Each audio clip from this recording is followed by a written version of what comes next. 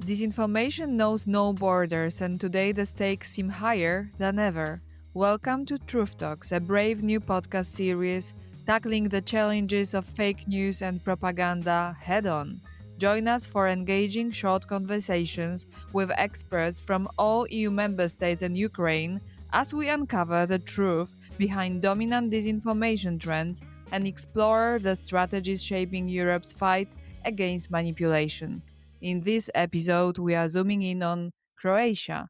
Our guest today is Mato Brautović, coordinator of the Adria Digital Media Observatory at the University of Dubrovnik. Welcome to Truth Talks. Hello, and thank you for inviting me. It's our pleasure. Let me jump in straight into our conversation. Croatia, often associated with idyllic vacations and breathtaking landscapes, is also navigating the less picturesque realities of modern digital challenges. Could you start by shedding some light on the major disinformation narratives currently circulating in the region and in Croatia itself? During COVID pandemic, a few years ago, we were trying to map a Croatian disinformation ecosystem. And what we figure out is the fact that our disinformation system is actually connected with whole region. So instead of having Croatian disinformation ecosystem, we have regional Southeast European disinformation ecosystem that is somehow connected with similar history, cultural context, and language. And what in reality means that different narratives and different disinformation content that spreads in Croatia is in some way connected to different disinformation sources that are not only in Croatia but also in whole, actively producing that kind of content from all around southeastern Europe. As last year was super election year for Croatia, we had parliament elections and we had European Parliament elections, and at the end in December we had presidential elections. Majority of disinformation content was connected with elections in some way. Topics that were or narratives that were targeting or connected to disinformation were around elections and then about the war in Ukraine in many cases, especially because some foreign actors for which we assume that they are from Russia or Serbia are somehow trying to show their side or their propaganda and using disinformation narratives. And that easily spreads from maybe Bosnia and Serbia or Montenegro to Croatia because of the reasons that I mentioned at the beginning. Also, as a part of political campaigns during these super election years, we had lots of narratives that were targeting elections and European Union and NATO. But it was not only by some anonymous kind of sources that were producing this kind of content, but also by politicians who were competing during these three rounds of elections during the last year.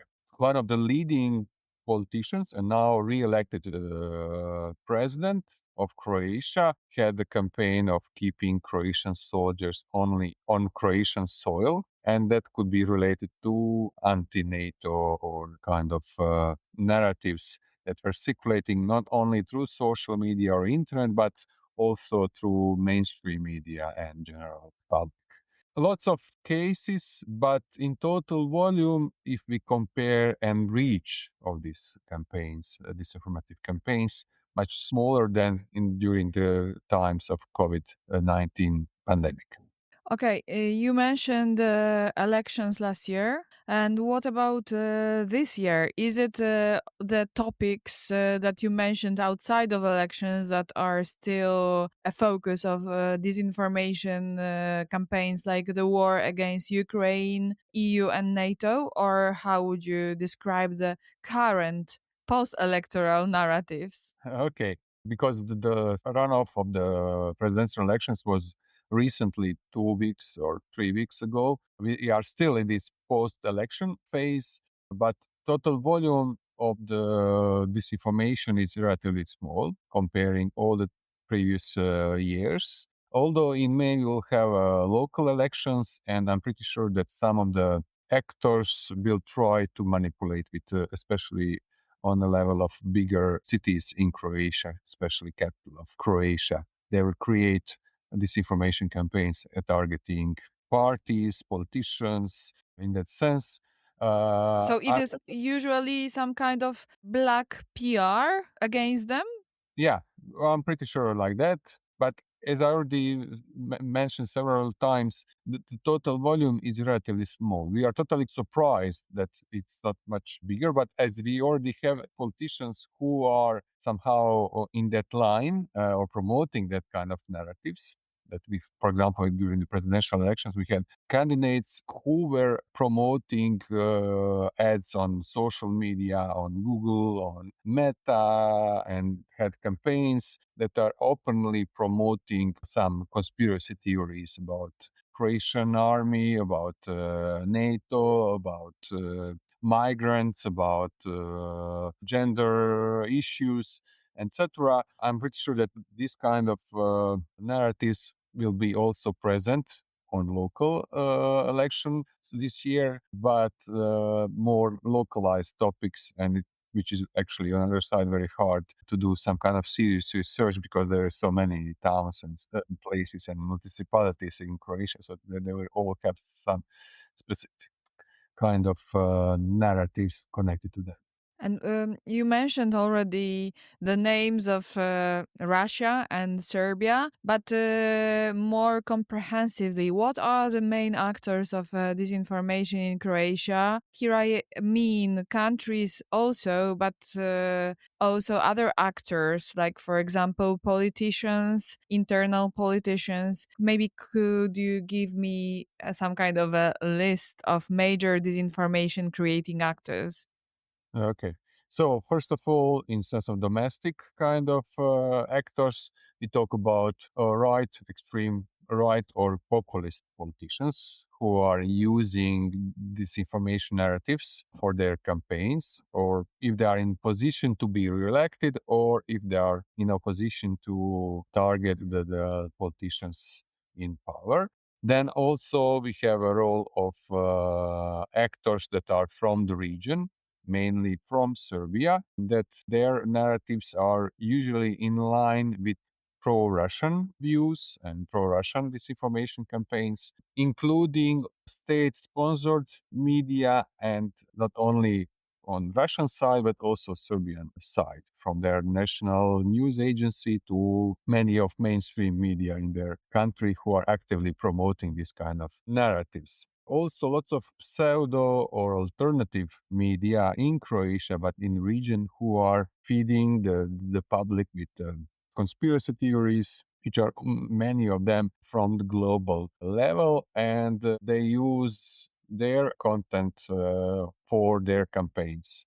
We had a special case during the last presidential elections, 3 days before the elections. Legit, I call it legit, non-government organizations from UK published one report accusing the president for having support from Russian trolls during his re-election campaign. Civil sector in Croatia, academicians, etc., actually debunking this report, and platforms also confirmed that the data that was used or the way how it was presented was not legit, but it came from legit UK organization that is well known for this kind of research, investigations, or whatever. What is important to understand that it is the first case that we have campaign that was using a threat of being manipulated by foreign actors as a campaign. But fast reaction on the side of the civil sector and academia actually managed to shut down the campaign and not to be taken for granted. But it was actually questioning election integrity and re-election of the president, who was accused to be pro-Kremlin and anti-European.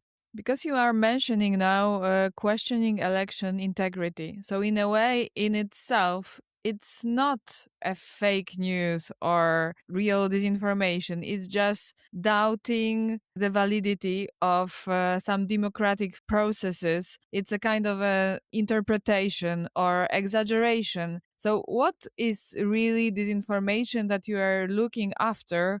about? Is it about just lies or about this exaggerated and manipulated interpretations and casting doubts?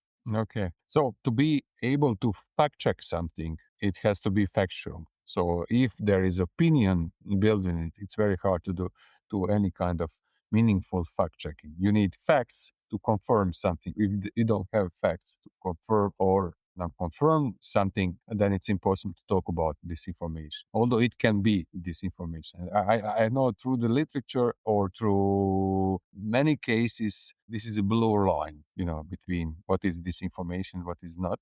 And in many cases, just like wrong context can cause lots of damage, you know like just the wrong date or the photo that was taken in one location showed that in reality is truth photo. It was not manipulated on any way, but put in different context can give different perspective on the topic. Even like cropping the photo or some small changes on the photo can cause lots of manipulation. What we found out during the COVID, and it's still active, is that in many cases mainstream media are a problem too, because of the bad journalism, so that they don't investigate stories deep enough, good enough, not covering all the angles of the story or the major angles of the story, and also by using clickbaits.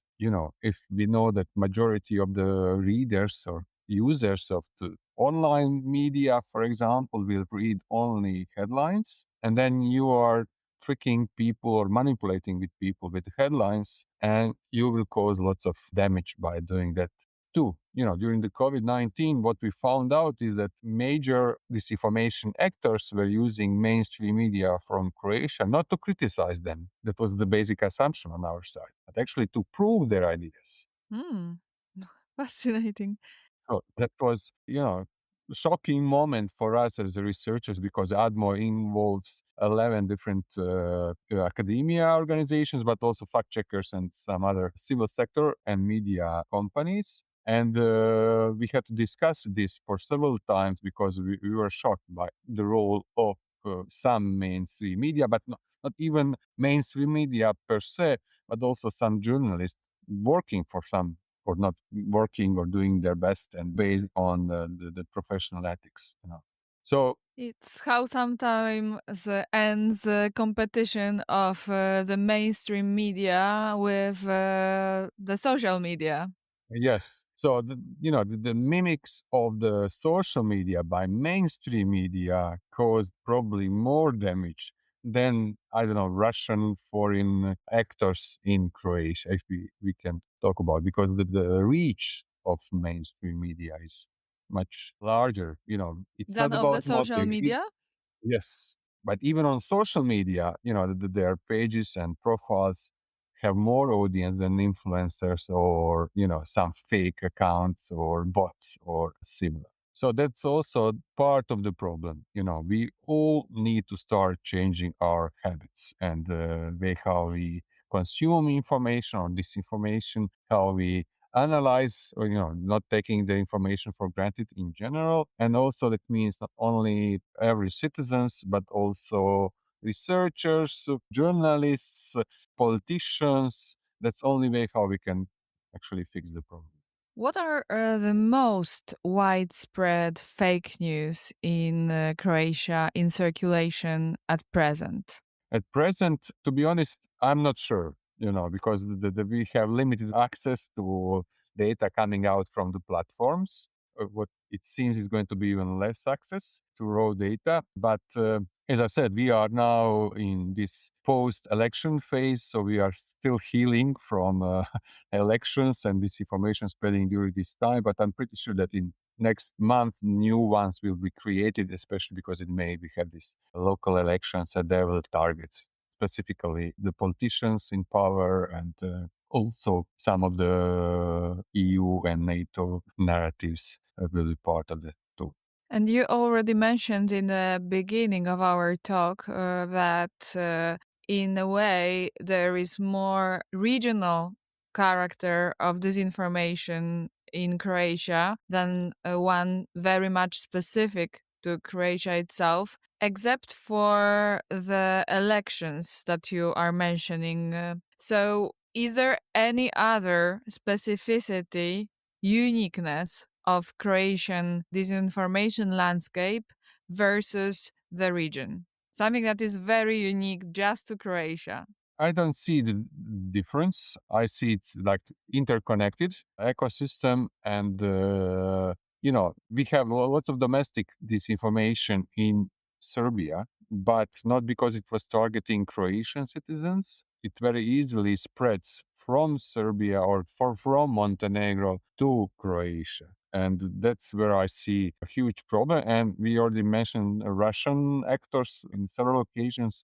There is a Russia Today in Serbian language and also Sputnik News in Serbian language, and they are part of this ecosystem, especially in narratives that are in line to their some global power or Russian world approach. So what is scary is that sometimes we stumble upon to some piece of disinformation coming from Russian actors that is literally copy paste and posted by Croatian media with some language adjustments to Croatian audience, and that makes us scared and pushing more effort to educate journalists and editors that the clicks are not the most important part of journalism. In a way, you already started answering my last question, which is what's being done to counter disinformation in Croatia and what more would you recommend? Media literacy. I'm not pro policy or regulatory approach, which is not the solution. Media literacy, but not only for younger generations, but full spectrum from, kindergarten to retirement, 65 plus people. We have lots of programs in Croatia regarding media literacy, but they all target people or kids in schools because it's very easy to work with them. They are in, collective where you have a huge number of people going through the programs. But what we need and what we are missing, and not only in Croatia, but in many European countries, is to work with older people who are not used to using social media, who are not used to analyze the content they are receiving, because as I already mentioned, we should be all proactive regarding our information consumption, and we should be all reporting, for example, on social media platforms, every time that we stumble upon on this information to them, so they are aware of the problem, and then we can reduce their influence. Other approaches, regulatory approach, policy, where we only target platforms or where we educate only journalists or politicians, are not sufficient enough to reduce the effects or impact of the disinformation.